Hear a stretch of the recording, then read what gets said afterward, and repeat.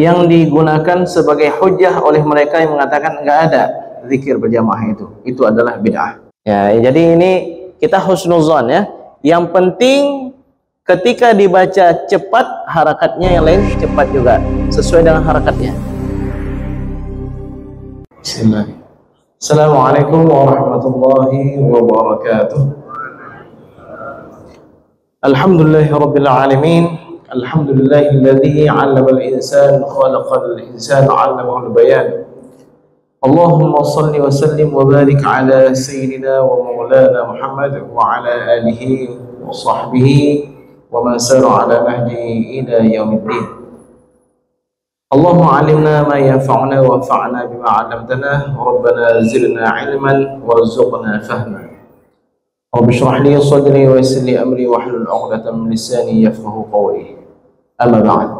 Sidang hadirin wal hadirat jamaah salat maghrib dan isya yang dimuliakan oleh Allah Subhanahu wa taala. Mari sama-sama kita memasang niat i'tikaf. Nawaitu al-i'tikaf fi hadzal masjid lillahi ta'ala. Pada malam yang berbahagia ini insyaallah kita akan membahas sebuah permasalahan masih seputar zikir, yaitu yang berkaitan dengan zikir berjamaah. Boleh enggak? Ada enggak landasan untuk berzikir berjamaah? Baik zikir berjamaahnya selepas salat ataupun zikir berjamaahnya di munasabat-munasabat tertentu. Seperti misalnya tahlilan, misalnya yasinan bersama, ataupun ketika ada selawat bersama. Karena sebagian mengatakan zikir berjamaah itu bid'ah. Dalilnya ada sebuah asar yang Abdullah ibnu Mas'ud radhiyallahu anhu ketika masuk ke masjid di Kufah melihat ada sahabat atau ada manusia berkumpul di sana, lalu beliau marah dan menyuruh mereka keluar. Ini adalah bid'ah, kata beliau. Jadi insyaallah pada malam bahagia ini kita akan membahas hukum zikir berjamaah. Begitu juga dalil-dalil dari ulama yang mengatakan ada anjuran untuk melaksanakan zikir berjamaah, dan dalil-dalil yang digunakan sebagai hujjah oleh mereka yang mengatakan enggak ada zikir berjamaah itu adalah bid'ah. Sampai nanti insyaallah kepada sebuah kesimpulan terakhir apa sebenarnya hukum zikir berjamaah. Sidang hadirin hadirat Bapak sekalian yang dimuliakan oleh Allah Subhanahu wa taala. Zikir berjamaah maksudnya adalah manusia lebih dari satu orang, 2, 3, 10, 40, 100, 200 berkumpul di suatu tempat untuk mengingat Allah Subhanahu wa taala. Dan ada beberapa gambarannya, ada beberapa bentuknya. Bentuk pertama misalnya berkumpul manusia, berkumpul kaum muslimin di suatu tempat, salah seorang di antara mereka menyampaikan wasiat atau mau'izah tentang halal, tentang haram, hukum-hukum syariah, pengetahuan agama. Ini juga dinamakan dengan majlis zikir dan zikir berjamaah seperti saat ini.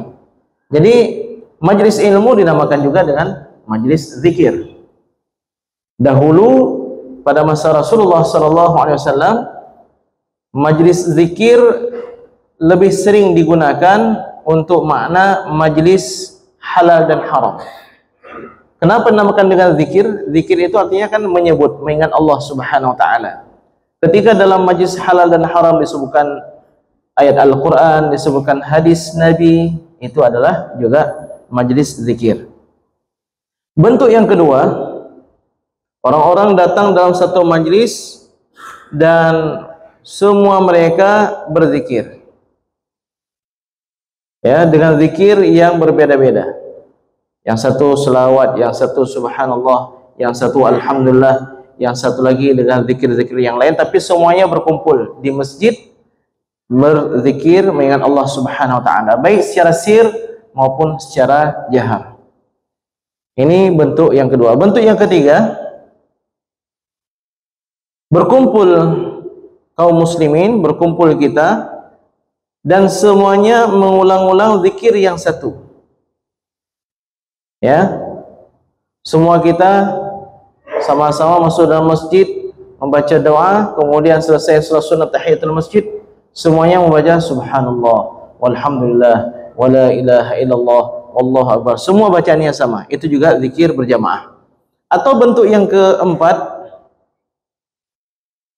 semuanya berkumpul berzikir dengan suara yang satu. Enggak ada yang pimpin, tapi semua yang baca serta subhanallah, walhamdulillah, wala ilaha illallah, wallahu akbar. Atau misalnya masuk dalam majlis tahlil, ya, enggak ada yang pimpin, tapi semuanya serentak membaca zikir yang sama. Sedangkan bentuk yang kelima sama seperti bentuk yang keempat, namun ada yang memimpin, yang lain mengikut. Ini 5 bentuk ini semuanya adalah majlis zikir.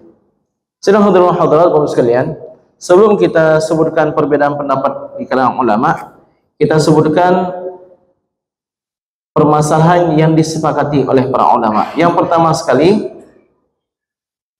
para ulama sepakat bahwa majlis zikir yang di dalamnya ceramah, mau'izah, disebutkan halal dan haram, itu adalah disunnahkan. Seperti sana ini, itu nggak ada ulama yang mengatakan ini bid'ah.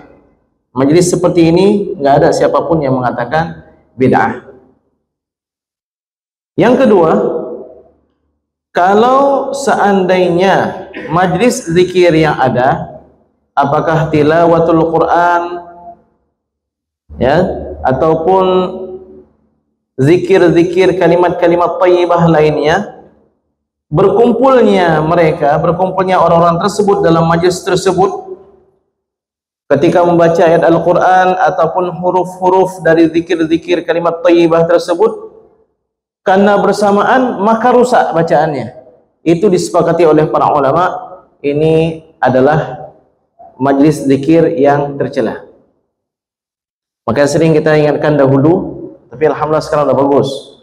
Majlis tahlil, qul huwallahu ahad, Allahus samad. Nah, itu dipanjangin, itu adalah tercela.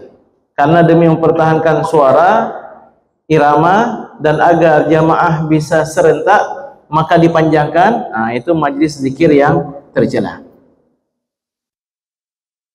Imam An-Nawawi mengatakan demikian, Imam Asyuti juga mengatakan demikian.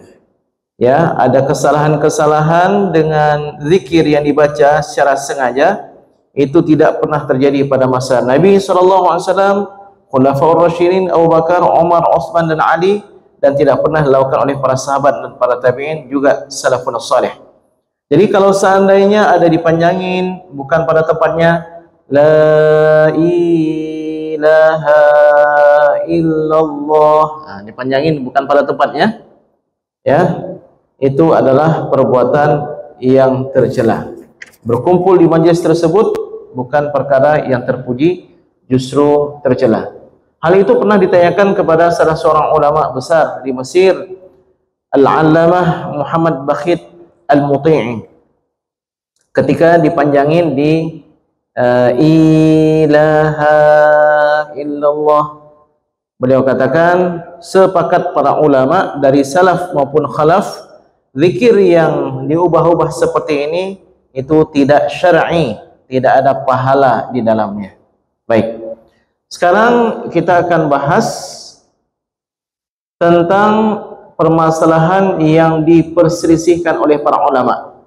Dari 5 tadi, 4 permasalahan atau 4 bentuk zikir itu, majlis zikir yang kita sebutkan tadi, inilah yang diperselisihkan oleh para ulama. Berkumpul dalam satu tempat, masing-masing baca sendiri secara sir ataupun secara jahar ataupun serentak bersama-sama ataupun dipimpin oleh seorang imam atau seorang pimpinan, tanpa ada kesalahan dalam bacaan mereka. Disinilah para ulama berbeda pendapat kepada 2 pendapat. Pendapat pertama mengatakan majlis zikir jamaah hukumnya sunnat, dianjurkan. Dan pendapat kedua mengatakan zikir berjamaah itu bid'ah yang makruh. Jadi bid'ah makruh bukan haram, ya. Ini dalam kajian 4 mazhab: Hanafi, Maliki, Syafi'i, Hambali. Jadi enggak ada ulama yang mengatakan haram.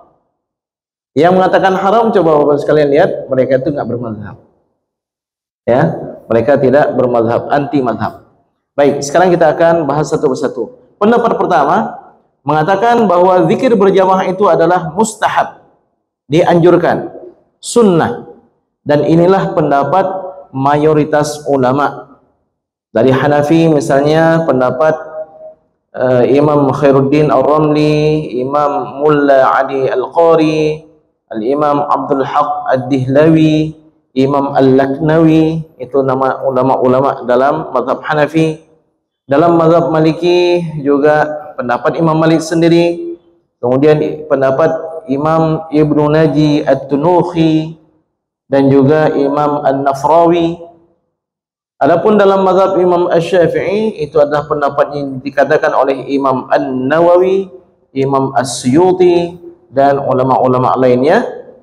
Adapun dalam mazhab Hambali itu justru pendapat Imam Ibnu Taimiyah, ya, Imam Ibnu Taimiyah yang sering diagungkan oleh kaum Salafi atau kaum Wahabi, justru mengatakan zikir berjamaah itu dianjurkan. Begitu juga pendapat Imam Al-Buhuti dan imam-imam lainnya. Pendapat kedua, pendapat yang mengatakan zikir berjamaah itu bid'ah yang makruh, bukan bid'ah yang haram, bid'ah yang makruh.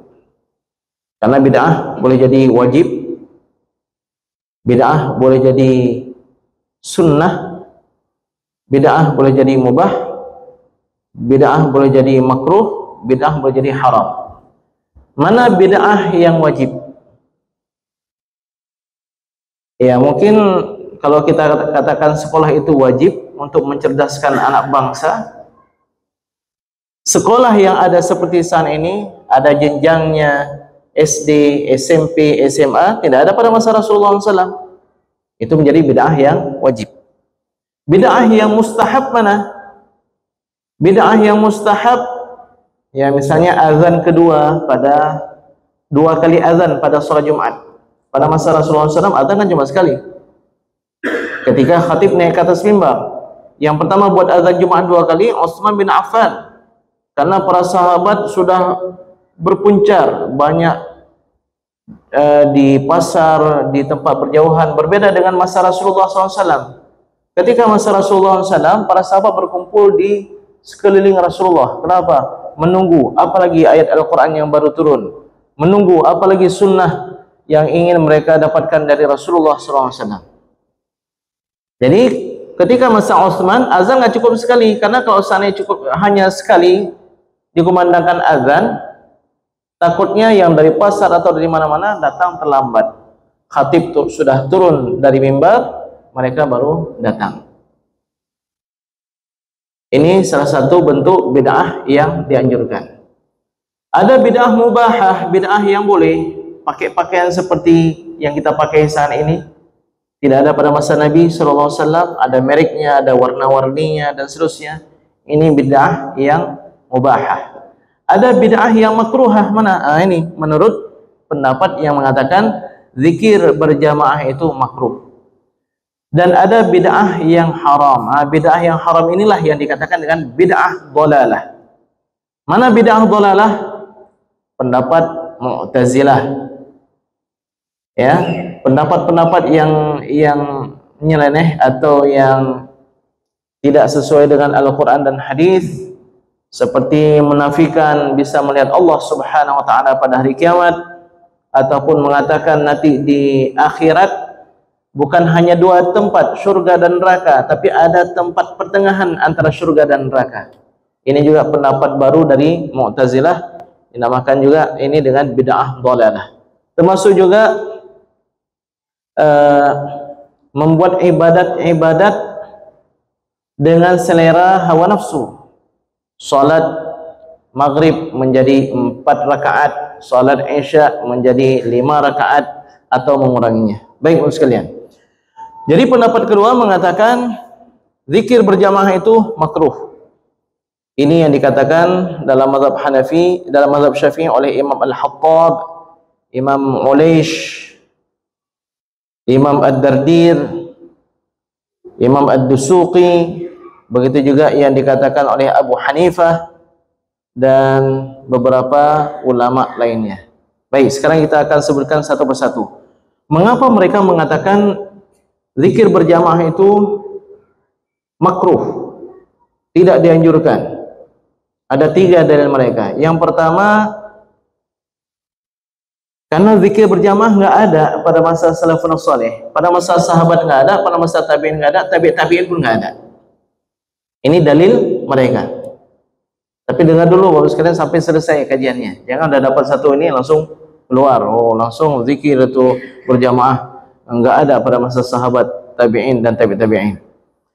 Yang kedua, zikir berjamaah itu membuat beberapa atau menciptakan beberapa perkara yang tercela, seperti mengganggu orang lain yang sedang salat, yang sedang berdoa, yang sedang berzikir lainnya, atau mengganggu kaum muslimin lainnya yang sedang dekat dengan tempat majlis zikir tersebut, nggak bisa tidur malam, atau anak-anaknya nggak bisa istirahat dengan tenang, atau menimbulkan tarian-tarian. Ada orang kalau berzikir itu nari-nari. Ini perkara tercela. Ataupun menggantikan, menukarkan, merubah panjang pendek dan huruf dari zikir yang dibaca. Jadi karena zikir berjamaah itu bisa membawa kepada pelanggaran-pelanggaran dalam syariah, maka oleh mereka zikir berjamaah itu makruh. Alasan yang ketiga, seperti yang kita katakan tadi, ada athar, ada riwayat dari Abdullah ibnu Mas'ud radhiyallahu anhu, sahabat Nabi sallallahu alaihi wasallam yang terkenal juga dengan ahli fikih. Beliau mencela, beliau melarang orang-orang yang duduk berzikir secara berjamaah. Baik, sebelum kita melangkah lebih lanjut kepada dalil-dalil ulama yang mengatakan zikir berjamaah itu mustahab, kita akan tanggapi dulu 3 dalil yang digunakan oleh mereka yang berpendapat zikir berjamaah itu makruh. Tanggapan kita yang pertama terhadap yang mereka katakan bahwa zikir berjamaah tidak ada pada masa salafun salih, tidak ada pada masa sahabat, masa tabi'in atau tabi'in. Jawaban yang pertama, perkataan mereka tidak ada, kita jawab ada. Mereka katakan enggak ada. Jawabannya apa? Ada. Mana bukti ada? Nanti kita akan sebut dalil-dalilnya. Yang kedua, kalaupun kita katakan para sahabat enggak pernah melakukan zikir berjamaah, berarti enggak ada pada masa sahabat. Apakah semua yang tidak dilakukan oleh sahabat menunjukkan tidak boleh? Apakah semua yang tidak dilakukan oleh Nabi SAW tidak boleh? Belum tentu. Karena Nabi SAW walaupun beliau tidak buat, beliau telah memberikan panduan-panduan. Kalau kalian melakukan sesuatu yang baru ataupun terjadi sesuatu yang baru pada masa kalian, lihatlah dalil-dalil yang aku tinggalkan. Kalau berseberangan, maka yang baru itu nggak boleh. Tapi kalau seandainya sejalan, dia itu juga perkara yang masyru', yang dibolehkan. Salat tarawih 20 rakaat nggak ada pada masa Nabi SAW. Karena itu Umar mengatakan ni'mat al-bid'atu hadhihi, sebaik-baik bid'ah adalah ini. Nabi nggak buat. Kenapa Umar berani buat? Karena Umar memahami kita dianjurkan untuk banyak beribadah di bulan Ramadan. Ya. Jadi yang enggak dibuat oleh Nabi belum tentu tidak boleh. Karena Nabi SAW meninggalkan banyak hal, tujuannya adalah rahmat bagi kita. Ya, sahabat berkumpul di Ramadan malam kedua, malam ketiga lebih ramai lagi. Tapi ternyata di malam keempat Rasulullah SAW nggak keluar lagi. Malam keempat padahal sudah berkumpul jamaah memenuhi masjid malam Ramadan itu. Keesokan subuhnya Rasulullah SAW bersabda, saya tahu kalian berkumpul dan kalian menunggu aku keluar. Tidak ada yang mencegah aku untuk keluar, melainkan karena takutku nanti kalau aku keluar diwajibkan kepada kalian salat tarawih 20 rakaat. Jadi maksud sekalian, kalau enggak dilakukan oleh Rasulullah SAW, enggak dilakukan oleh sahabat, enggak dilakukan oleh tabi'in, bukan berarti dia itu enggak boleh. Ya, baik. Adapun dalil mereka yang ketiga itu Abdullah ibnu Mas'ud menolak, ya,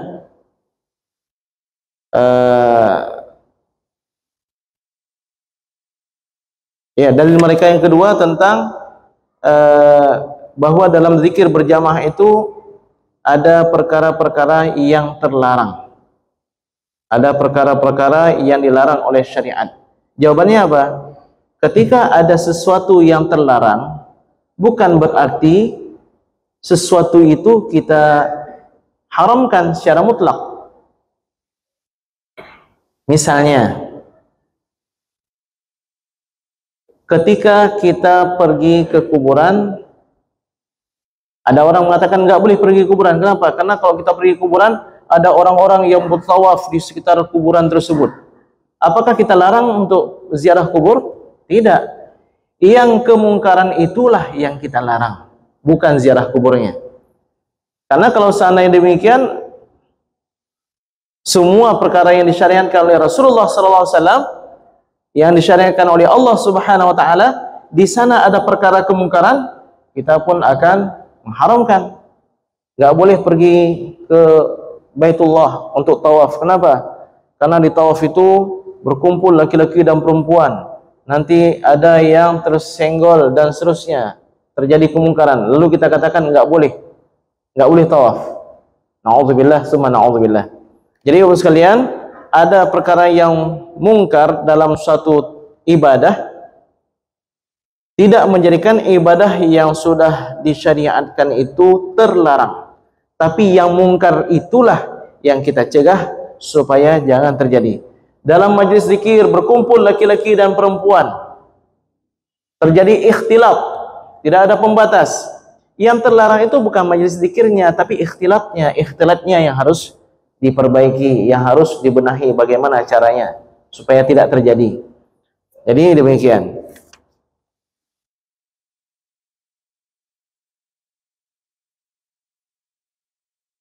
Adapun yang menjadi dalil mereka tentang Abdullah ibnu Mas'ud radhiyallahu anhu, ya, Bapak sekalian, kita akan mengatakan bahwa hadis yang diriwayatkan dari Abdullah ibnu Mas'ud ataupun athar itu hadisnya lemah.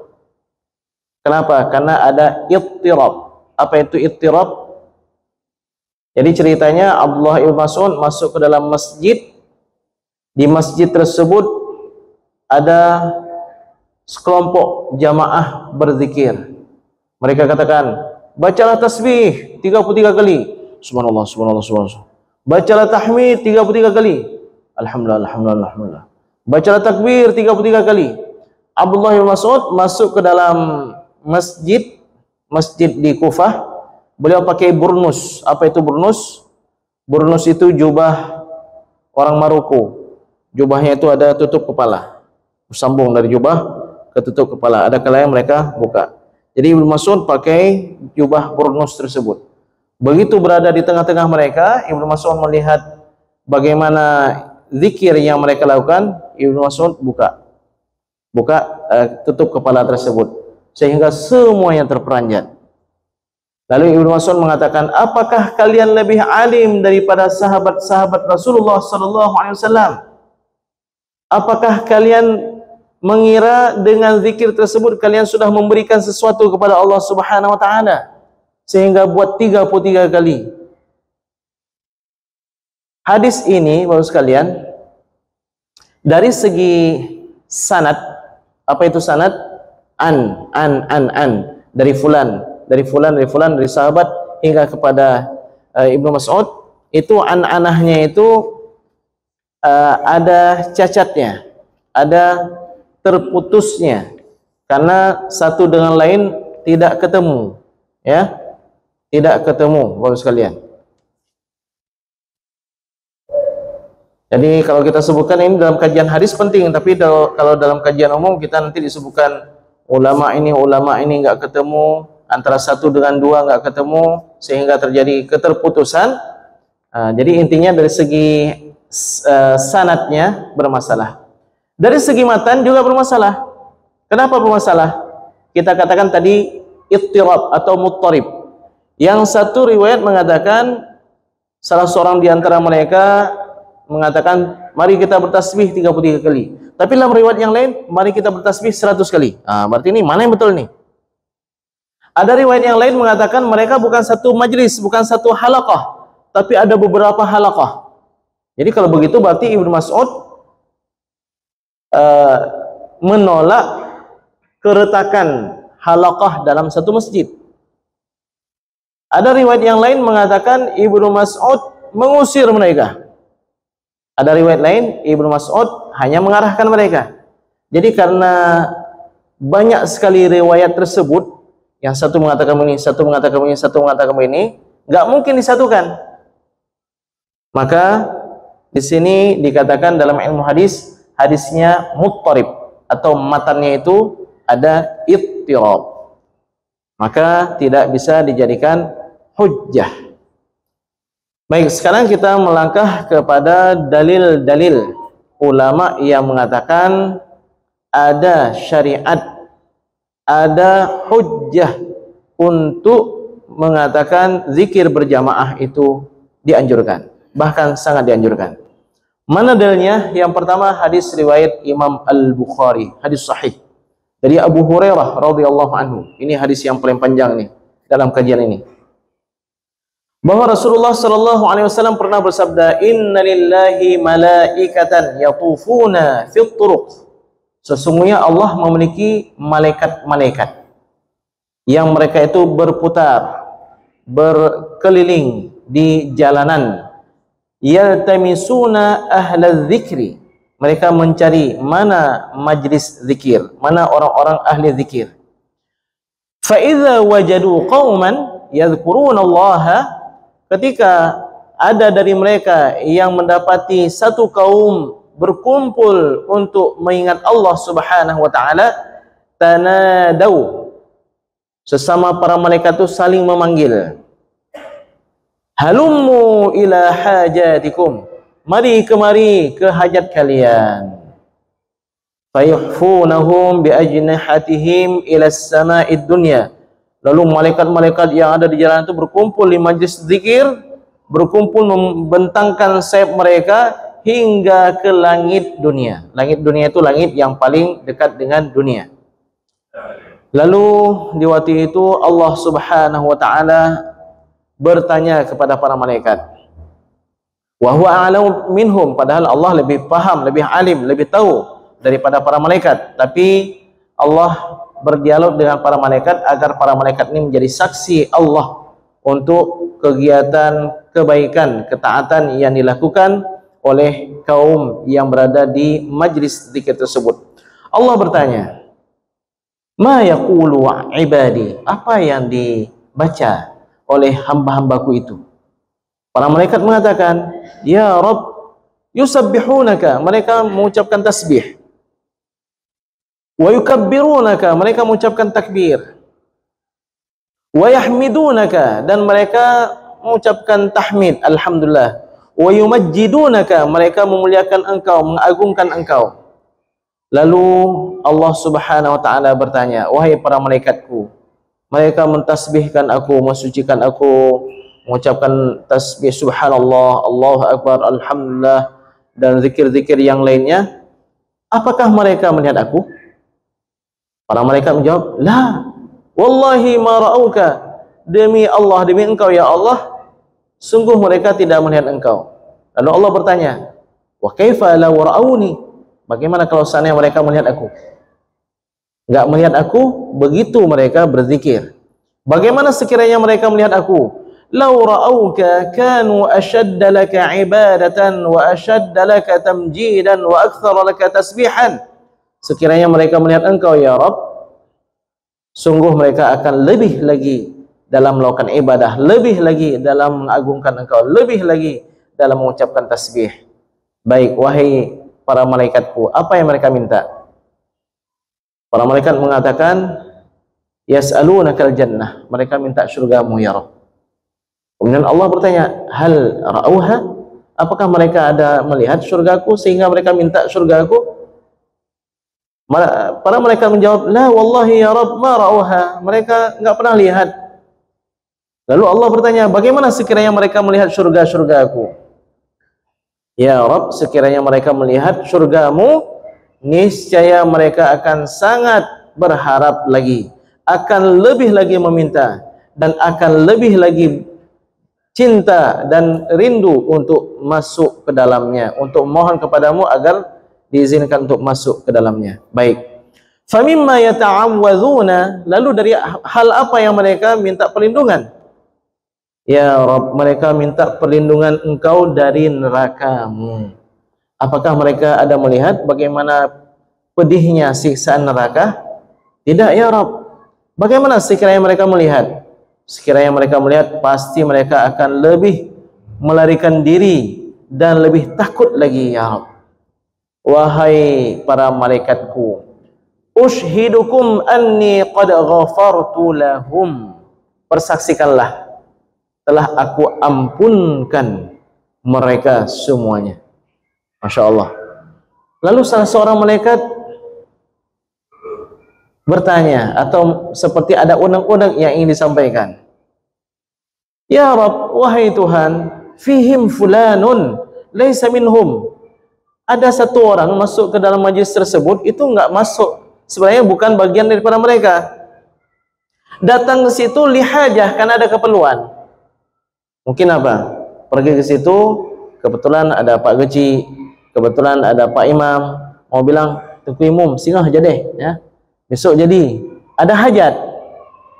Jadi seolah mereka ini mengatakan, ya Rabb, apakah yang satu ini kebetulan aja masuk ke situ, mendapatkan ampunanmu juga? Allah Subhanahu wa ta'ala menjawab, humul julasa la yashqi bihim jalisuhum, mereka adalah himpunan dan kumpulan manusia yang tidak rugi siapapun yang duduk bersama mereka. Masya Allah. Ini dalil pertama, hadis riwayat siapa? Imam Al-Bukhari. Ini jelas, ini hadisnya menunjukkan apa?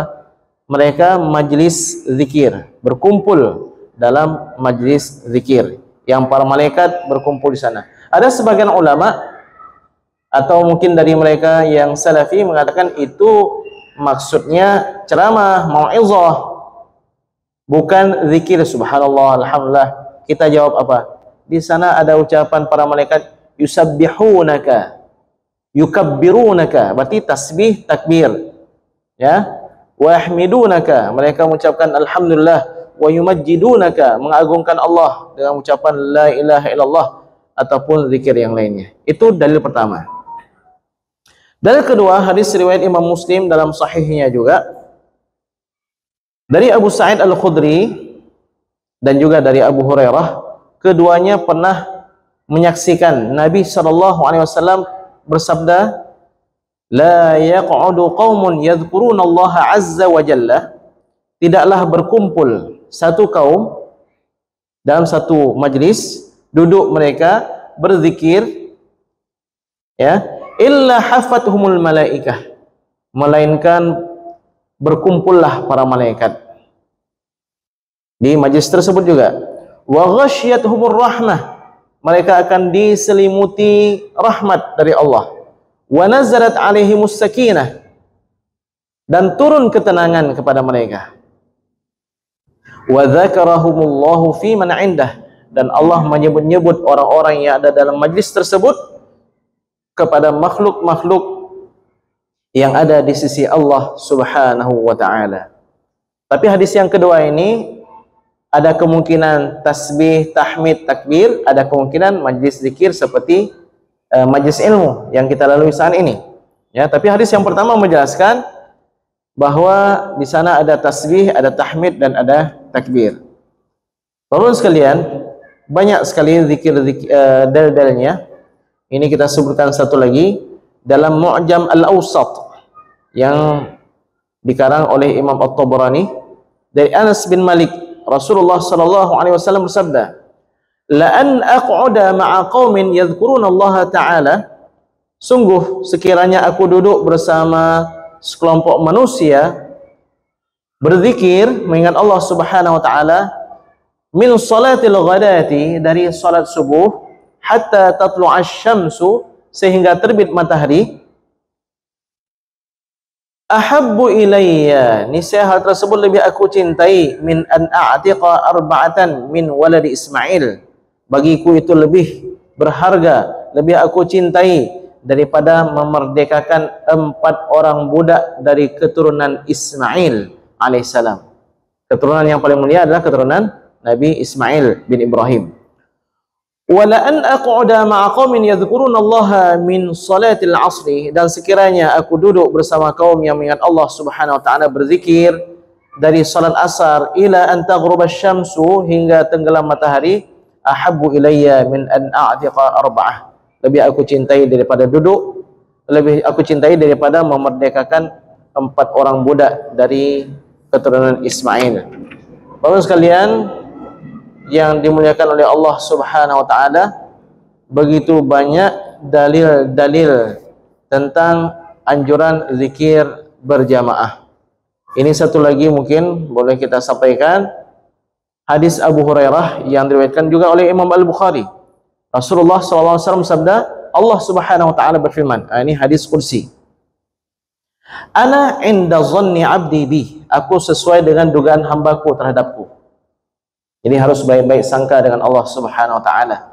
Terlebih lagi orang dalam kondisi sakit, apalagi menjelang sakaratul maut. Wa ana ma'ahu idza dzakarani, dan aku bersama hambaku ketika dia mengingat aku. Fa in dzakarani fi nafsihi, kalau dia mengingat aku, menyebut aku dalam dirinya sendiri, dzakartuhu fi nafsi, aku juga akan menyebutnya dan mengingatnya dalam diriku. Wa in dzakarani fi mala'in, tapi kalau seandainya dia menyebutku, berzikir, mengingatku dalam sekelompok manusia, dzakartuhu fi mala'in khairim minhum, niscaya aku akan menyebutkan dia juga di sekelompok makhluk yang lebih baik daripada makhluk yang bersama dia. Wa in taqarraba ilayya shibran taqarrabtu ilaihi dhira'an, kalau hambaku mendekat kepadaku 1 jengkal, aku akan mendekat kepada dia 1 hasta. Wa in taqarraba ilayya dhira'an taqarrabtu ilaihi ba'an, sekiranya dia mendekat kepadaku 1 hasta, aku akan mendekat kepada dia 1 tangan, maksudnya lebih lagi. Wa in atani yamshi ataituhu harwalatan, kalau dia datang kepadaku dalam kondisi berjalan, aku akan mendatanginya dalam kondisi berjalan cepat. Maksudnya apa? Allah Subhanahu wa taala sangat gembira dengan hambanya yang banyak berzikir kepadanya, ingin bertaubat kepadanya. Dan dalam hadis ini tadi disebutkan, sekiranya dia mengingat aku dalam sekelompok orang, aku akan mengingat dia, aku akan menyebutnya juga dalam sekelompok orang yang jauh lebih baik daripada sekelompok orang yang bersama dia. Imam As-Suyuti mengatakan, wa dzikru fil mala' la yakunu illa an jahrin, dan zikir secara bersamaan atau dalam sekelompok orang tidak mungkin melainkan secara jahar. Jadi Bapak Ibu sekalian, hadis ini bukan hanya menunjukkan boleh zikir berjamaah, tapi juga zikir secara jahar. Astaghfirullahalazim, yang lain pun ikut astaghfirullahalazim. Jadi berdasarkan dalil-dalil yang kita sebutkan ini, 5 bentuk zikir jama'i, zikir berjamaah yang kita sebutkan tadi itu semuanya adalah masyru'. Selama yang pertama tidak mengubah kalimatnya, memanjangkan yang bukan tempat panjang, memendekkan di tempat yang seharusnya dipanjangkan. Yang kedua, selama tidak ada kemungkaran. Kalau ada kemungkaran, kemungkaran itulah yang harus dihilangkan.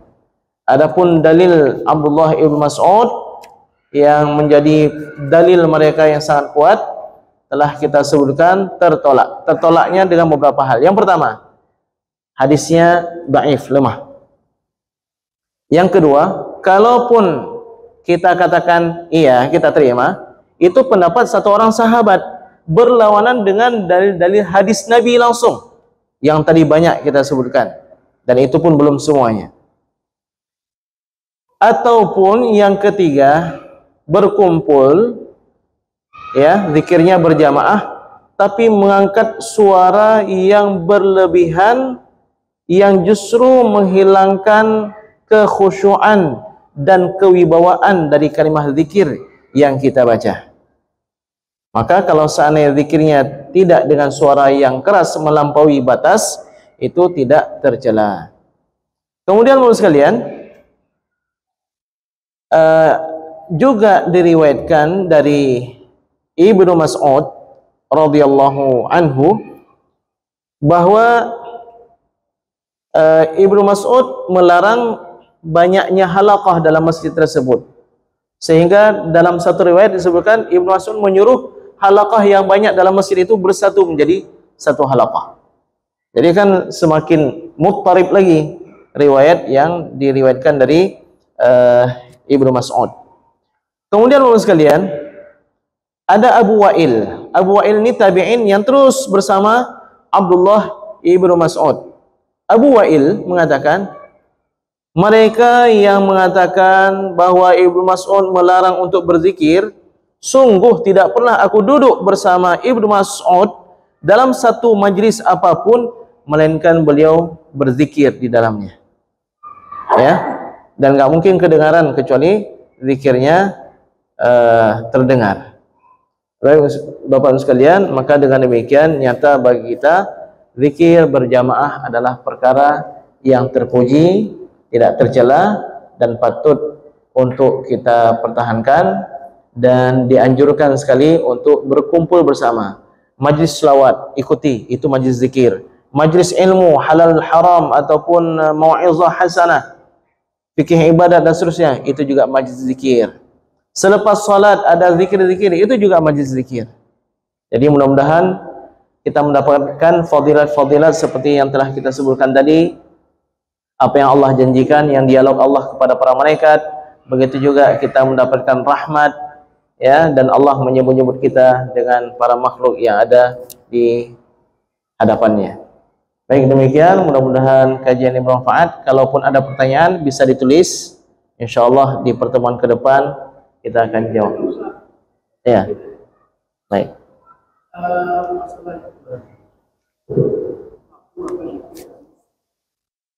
Karena pada masa sekarang ini banyak kita lihat ada model orang berzikir secara berjamaah. Tadi Pak Ustaz bilang masalah halaqah. Jangankan kita bilang di Jawa, di Aceh juga ada. Itu dalam, saya bilang lah, wilayah acara apa, itu bentuk kelompok-kelompok. Jadi di waktu zikir itu mereka yang satu ke muka, satu ke belakang, satu ke samping, itu jadi seperti orang tadi sama. Nah, itu dapat kita lihat. Kalau macam di Jawa lain lagi, macam Ustaz bilang, la ilaha illallah itu ada yang lain. Bahkan ada yang macam seperti orang kesurupan. Ya. Nah, kemudian saya tanya lagi, mana lebih baik? Karena kita lihat dalam Samadiyah ini, dalam Samadiyah karena saking semangatnya, jadi penyampaiannya udah nggak pas lagi. Yang Pak Ustaz bilang tadi, la ilaha illallah, la ilaha illallah, la ilaha illallah, la ilaha illallah. Nah, mana yang bagus dengan ya Allah itu maha lembut, maha mendengar. Samadiyah ini nggak usah sampai demikian, biasa aja lah, la ilaha illallah. Baik. Baik. Bagaimana Pak Ustaz? Baik, Bapak sekalian, ini sebenarnya sangat menarik ya kalau kita kupas, tapi karena waktu kita singkat aja. Yang pertama, zikir dengan bergerak. Kalau bergerak kanan kiri atau depan belakang itu masih dibolehkan, ada dalilnya. Ya, bahkan saya ketika di Mesir zikir begini aja ditegur oleh syekh dari Tunis tersebut. Kenapa kamu tidak gerakkan kanan dan kiri atau depan dan belakang? Namanya ada dalilnya, ada dalilnya. Disebutkanlah oleh beliau. Jadi selama masih kanan, kiri, depan, belakang masih boleh. Tapi kalau sudah angkat-angkat bahu, atau udah gerakan nggak jelas, itu bagusnya ditinggalkan. Kemudian terkait zikir somadiyah yang nggak menjaga panjang pendeknya, yang pertama Bapak sekalian, disinilah pentingnya dipilih pemimpin somadiyah yang faham. Jangan yang sembarangan. Yang kedua, terkadang dipercepat bukan berarti nggak sesuai panjang pendeknya. Karena bacaan itu tergantung harakat kecepatan kita baca. Kalau pelan, la ilaha illallah, itu betul. Atau la ilaha illallah, boleh. La ilaha illallah, la ilaha illallah, itu juga boleh. Berarti harakatnya dipercepat. Yang nggak boleh, yang tempat panjang dipendekkan, yang pendek dipanjangkan. La ilaha illallah, la ilaha illallah. Atau tadi la ilaha illallah. Itu yang nggak boleh ya. Adapun ini kenapa pertamanya pelan habis itu cepat terus? Ini nggak mungkin ya. Kalau stabil banyak yang ngantuk tuh. Takutnya la ilaha ngorok dia kan. Jadi ketika pertama agak pelan, kemudian agak cepat, kemudian cepat, ya nggak ada yang ngantuk. Ya, jadi ini kita husnuzon ya. Yang penting ketika dibaca cepat, harakatnya yang lain cepat juga, sesuai dengan harakatnya. Bismillahirrahmanirrahim. Betul. Bismillahirrahmanirrahim. Juga betul. Bismillahirrahmanirrahim. Juga betul. Nampak mana panjang, mana pendeknya. Yang nggak boleh bagaimana? Bismillahirrahmanirrahim. Bismillah yang cepat, ar-Rahmannya udah kepanjangan. Ya, jadi demikian lebih kurang itu biasa dikaji dalam ilmu tahsin Al-Quran. Mudah-mudahan bermanfaat kajian kita. Intinya zikir berjamaah ada dalilnya. Itulah dia kajian kita. Wallahu a'lam wa a'lam. Subhanakallahumma bihamdika asyhadu an la ilaha illa anta nastaghfiruka wa natubu ilaik. Wassalamualaikum warahmatullahi wabarakatuh.